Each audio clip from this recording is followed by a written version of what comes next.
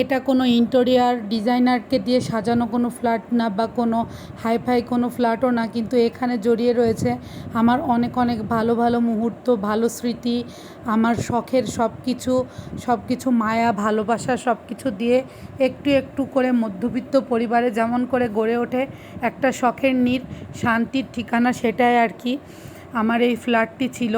আমি আমার নিজের মতো করে যতটুকু পেরেছিলাম সাধ্যমতো সব কিছু আমার শখের জিনিস দিয়ে সাজিয়েছিলাম। চাইলে হয়তো এর থেকেও বেশি কিছু দিতে পারতাম এখানে বা রাখতে পারতাম বা আরও অ্যাড করতে পারতাম, কিন্তু সবসময় সিম্পলি আমার সব কিছু ভালো লাগতো, সিম্পলি থাকতেই পছন্দ করতাম।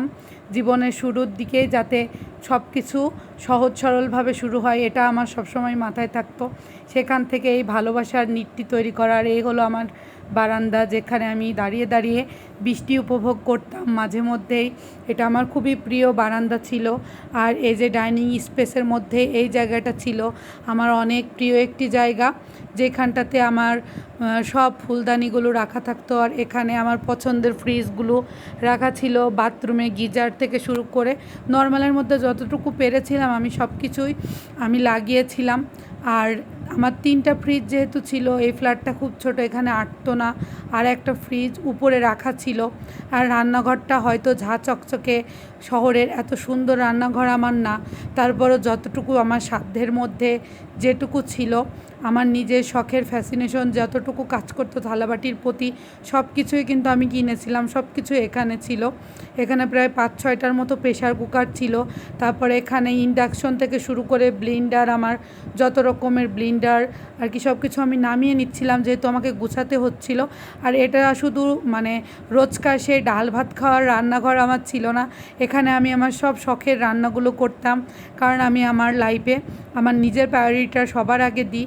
আমার পছন্দের খাবারগুলো আমার 12টা 1টা যত টাইমই না বাঁচত, আমার যখনই মন চাইতো আমি এখান থেকে রেডি করতাম। এখানে অনেক অনেক স্মৃতি রয়েছে। আর সেই অনুপাতে এই রান্নাঘরটাকে মোটামুটি গোছানো ছিল। সব সময় রান্না না করলেও শখের রান্নাগুলো এখানে আমি করতাম।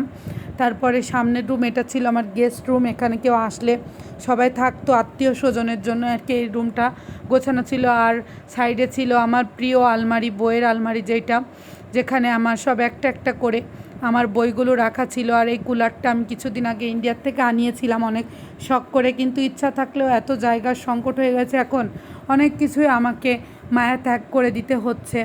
আর আমার পছন্দের এয়ার ফ্রায়ার থেকে শুরু করে আমি বিভিন্ন জায়গায় ঘুরতে গেছি, সব শোপিস এই ছোট্ট এই সেলফটার ভিতরে রাখা ছিল। হয়তো অনেকের মতো দামি দামি অনেক বড় শোকেস আমার কাছে নেই, কিন্তু আমার কাছে যেটা ছিল এটা নিয়ে আমি অনেক খুশি ছিলাম।